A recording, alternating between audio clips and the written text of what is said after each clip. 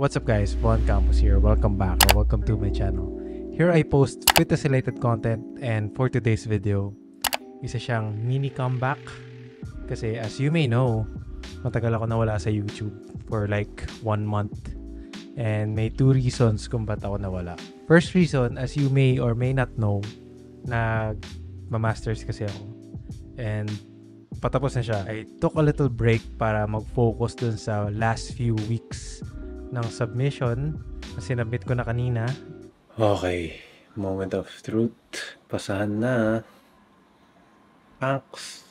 Submitted na sir. Let's go. Defense na lang. Ayun, nag-focus muna ako doon for a few weeks. And sabi ko sa sarili ko, yun lang yung gagawin ko bukod sa work. Para naman, alam mo yun, para matapos na kasi medyo prinulong ko siya. Pero ang main siguro, I would say, yung mas matimbang na reason kung ba't ako nag-take sa YouTube. Kasi nagmamasters din naman ako the whole time na tinatry kong gawin tong social media. Siguro yung main reason kung ba't ako nawala is dahil sinabi ko sarili ko, kailangan ko muna ng mental break sa YouTube. Kasi for the past few months, siguro from the beginning of this year, medyo bumaba yung yung engagement, lahat views, and medyo narattle yung utak ko nitong mga nakaraang linggo na parang, ano bang ginagawa kong mali? Feeling ko naman nagpo-post ako ng good shit. Tapos, parang in-exert ko yung effort ko, yung full effort ko dito. But, ayun, for some reason, di nagkiklik. And tinry ko na rin mag short form, tinry ko mag long form, lahat ng pwedeng payo ng mga tao ginawa ko na. Alam mo yun, parang narattle talaga yung utak ko. And sabi ko sa sarili ko, pahinga muna ako. And nawakan ko lang tong camera honestly today. Kasi ano siya parang for me, filming, taking videos, taking pictures, medyo therapeutic in a way. And share tong mini comeback sa YouTube. But for now, yun lang, share ko lang sa inyo guys share ko lang yung reason ko ba't ako nawala, and hopefully na-miss nyo naman ako, diba?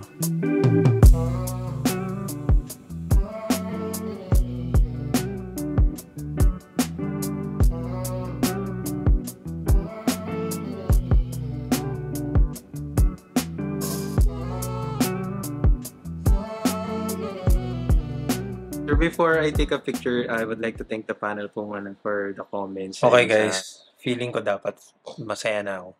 Pero ang dami ko pang i-revise and... Hoy boss. Ayun, dami ko pang i-revise pero okay lang. First, kailangan ko muna magbuhat. Kahit na-deload week this week. Kasi hindi ko talaga kaya ng hindi... I mean, ang dami kong stress na nararamdaman kanina before the defense.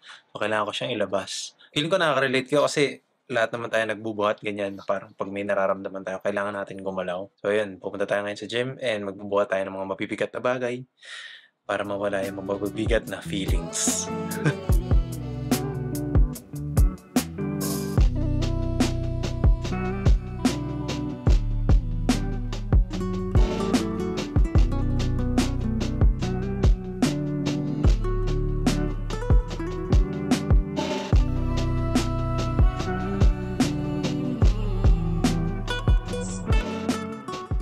Okay guys, sige. I'll talk about yung main topic talaga ng video na to. And that is, didiscuss ko or isi-share ko sa inyo bakit ako nag-break. Nararamdaman ko na talaga na yung sarili ko sobrang na yun. Pero hindi. Nararamdaman ko talaga yung sarili ko na sobrang na-frustrate ako. Na to the point na parang nalulungkot talaga ako and kino-compare ko yung sarili ko sa iba. Which is mali talaga. Kasi yun talaga yung ginagawa ko almost every day. Until sinabi ko sa sarili ko na baka it's best muna to take a break, timbangin. Kasi, guys, paano ko ba ito sabihin? Parang never, hindi naman sa parang magiging mayabang pero never talaga, never in my life na nagkaroon ako ng something na sobrang gusto ko at sobrang mahal ko na hindi ako minahal pabalik. Alam mo yun?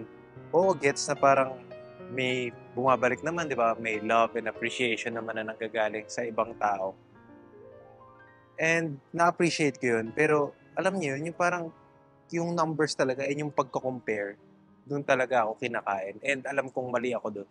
And dapat maging grateful ako kung ano yung meron ako. Kasi, alam mo yun, parang wala naman talaga to before. As in, from zero, umabot tayo sa ganito. And sobrang thankful ako kasi may mga opportunities na binigay sa akin. Kaso parang lagi talaga ako naghahanap ng more and mali talaga yun. Well, hindi naman siguro mali na parang maling mangarap or maling gumusto ng mga bagay.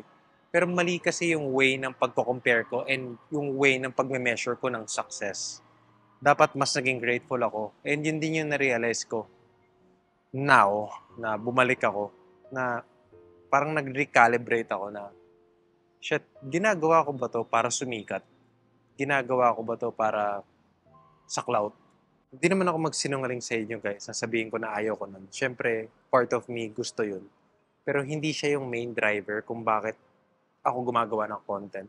I said to myself 3 years ago na gagawa ako ng videos to help yung mga tao na nasa lugar ko before, na have someone na papanoorin to, na ma-entertain sila and ma-inspire sila and matuto sila. So yun talaga yung main reason kung ba't ko to gustong gawin. And somewhere down the line na talagang nainggit lang ako. To be honest, nainggit lang talaga ako sa ibang tao.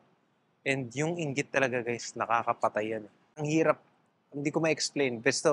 Pero basta ganun. Na siguro if may makukuha kayo sa video na to and that is huwag kayong mainggit. Kanya-kanya tayong may journey, kanya-kanya tayong may patutunguhan sa buhay, may kanya-kanya tayong story. Na siguro ito yung story ko na gusto i-impart sa inyo. Na hopefully kayo wag matulad sa akin. And gawin nyo lang yung mga bagay na sa tingin nyo tama. Basta wala kayong tinatapakang ibang tao. Okay guys, so yun lang. I guess I'm back. Gagawin natin to. Gagawin natin tong YouTube thing. Gagawin natin tong social media thing out of passion. Out of passion na kagusto natin gumawa ng videos to entertain and inspire people. And out of passion sa fitness and sa mga lessons na tinuro ng fitness. Yun lang, I guess I'll see you on the next one. Again, this is Von Campos reminding you to follow your passion. Kahit na 0.1% progress lang everyday, okay lang kasi it will all add up someday. Thank you guys. I'm back. Cheers.